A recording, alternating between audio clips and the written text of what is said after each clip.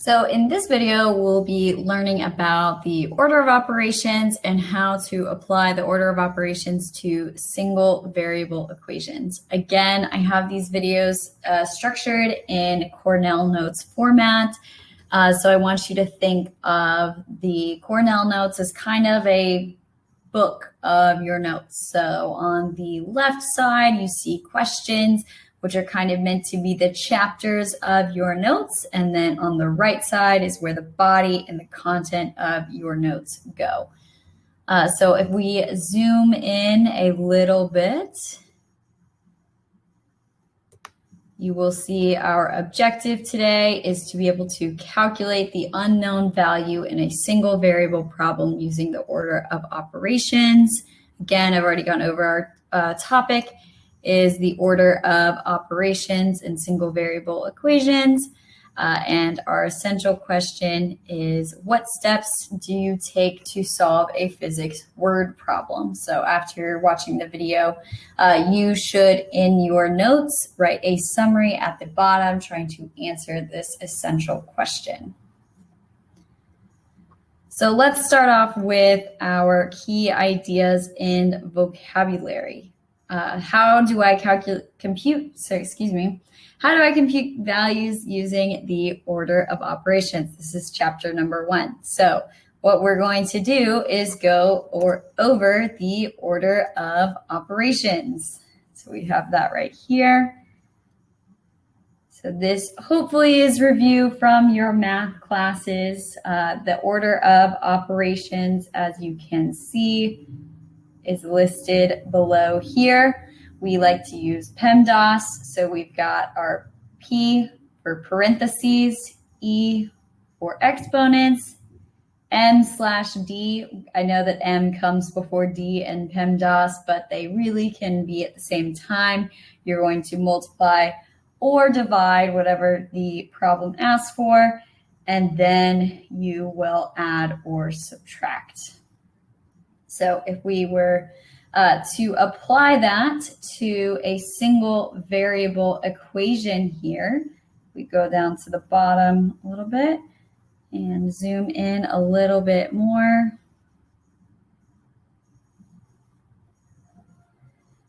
So this chapter says, how do I solve for an unknown value using a single variable equation? Okay, so if we go to here, let's go over what a single variable equation actually means.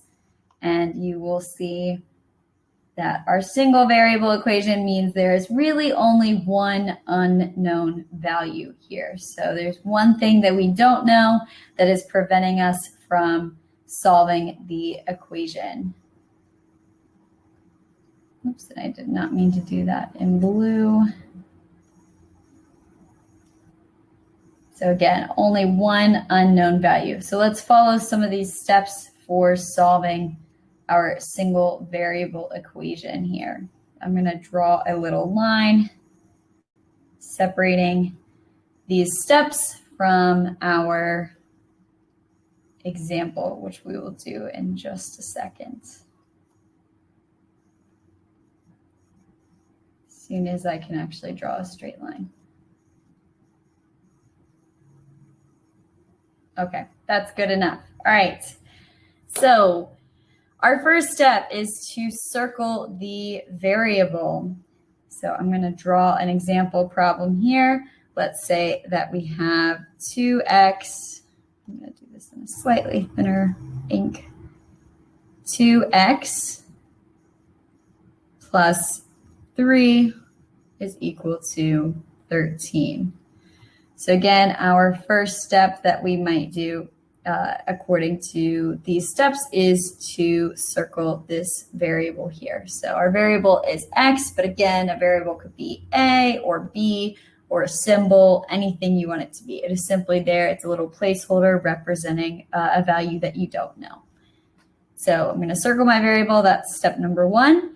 Then step number 2 is to isolate the variable to one side of the equal sign by reversing the order of operations. So if we were reversing the order of operations, I'll scroll up for a second so you all can see that. we are starting with addition or subtraction.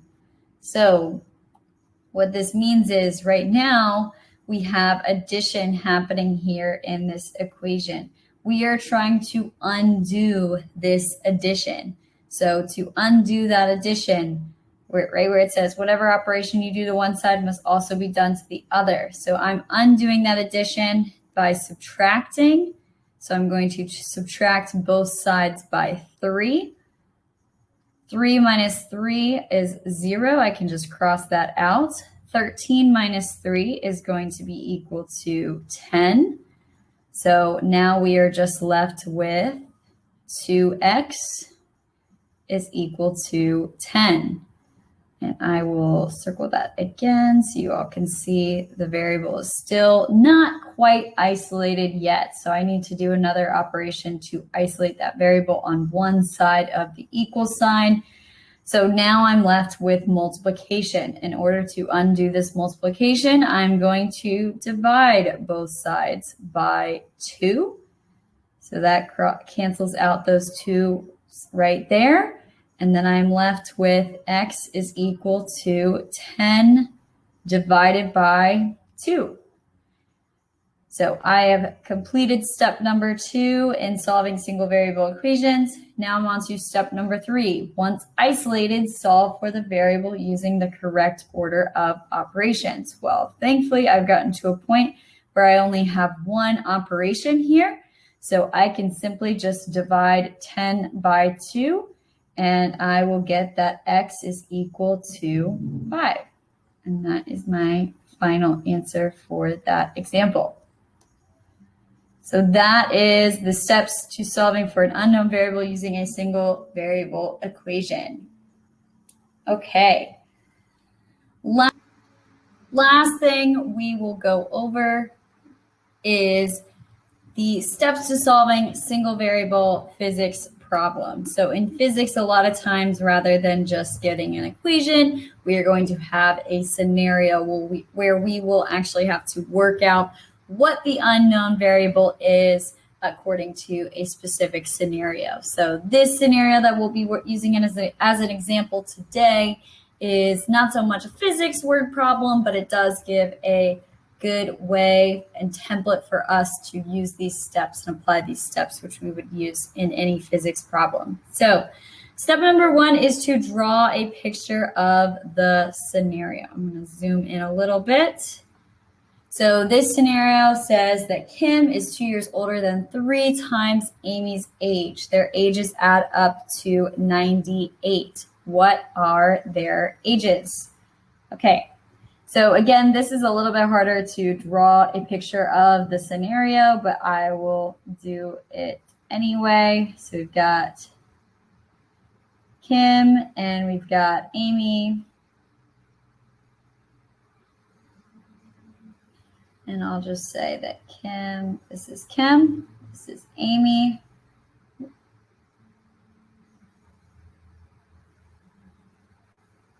And we don't know their ages. So the second step into solving a physics word problem is to make a t-chart of the known and unknown values. So you can read that right there. So I'm going to scroll down a little bit, make room for my t-chart, and I'm going to write know on one side. What do we know? And don't know on the other, where we will put our unknown values. Okay, so let's read this word problem a little bit more carefully this time. Okay, so again, I like to look for numbers in word problems. They're a little bit easier for me to locate what we know and what we don't know. First thing that stands out to me is that their ages add up to 98. Okay, so this can give us a big hint as to what to put in our know column. So we know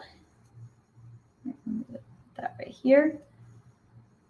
So we know that K for Kim plus A for Amy equals 98. All right. Scroll back up again. Let's look at the rest of the problem. Kim is 2 years older than 3 times Amy's age. Okay, so we don't know either one of their ages, but we do know we can make Kim's age in terms of Amy's age. So I'm going to write that Amy is just, we don't know. We don't know what Amy's age is. Okay, so A equals question mark. But we do know that Kim is, again, 2 years older than 3 times Amy's age. So I'm going to put this in our no column. So I'm going to draw this below our no right here. And I'm going to write that K for Kim's age, and I'm going to actually make a little bit of a darker color here so y'all can see this a little bit better. Okay, so K is equal to 2 plus 3A. Again, the problem said that Kim's age is 2 years older than 3 times Amy's age. So here we've got the 3 times Amy's age. I'm gonna put this right here. 3 times Amy's age. Okay, and then we've also, she's 2 years older than 3 times Amy's age. So plus 2 and 3A. Okay, so we've got what we know and what we don't know. Now we need to craft this into an equation. Okay, so our next step is to set up the equation, making sure the unknown variable is isolated. So we're going to have a couple steps for us to get there. But let's go ahead and set that equation up right now. So we know that K plus A is equal to 98. So I'm going to write that, but we also know that K is equal to 2 plus 3A. So I'm going to take this K and plug it in, or these values for K, right? And plug these in for K in this equation. So I'm going to write that Kim's age, which is 2 plus 3 times Amy's age, represented by the A, plus Amy's age is equal to 98. Okay. I need to simplify this a little bit, but we've got the bare bones of our equation. So we can add terms together that are similar. So we've got 3A plus another A. We could pretend there's a 1 right here. So 3A plus 1A is equal to 4A plus 2 is equal to 98. All right. Again, following those steps from above with how we isolate those that variable, right? Circle that variable so we can isolate it. So I'm going to circle A, that's our variable. Reverse the order of operations. So I need to subtract both sides by 2. I'm going to have 4A over on this side because those 2's will cancel out. And then I'm going to have 96 on this side. 98 minus 2 is 96. I will circle the variable again, and I can divide both sides by 4. I'm running out of room a little bit to get my final answer, which is 96 divided by 4. Or, well, let me go ahead and write out that we are left with A is equal to 96 divided by 4. Now we have isolated that variable, and we can solve for the variable using those order of operations. Again, we only have one operation in this scenario, so I will just go ahead and divide 96 by 4. And should get that Amy's age is equal to 96 divided by 4, which is 24 years old. Now we got to go plug this back in. So we found out Amy's age, and I will highlight that. We know Amy's age now. I'll put that is, let me undo that.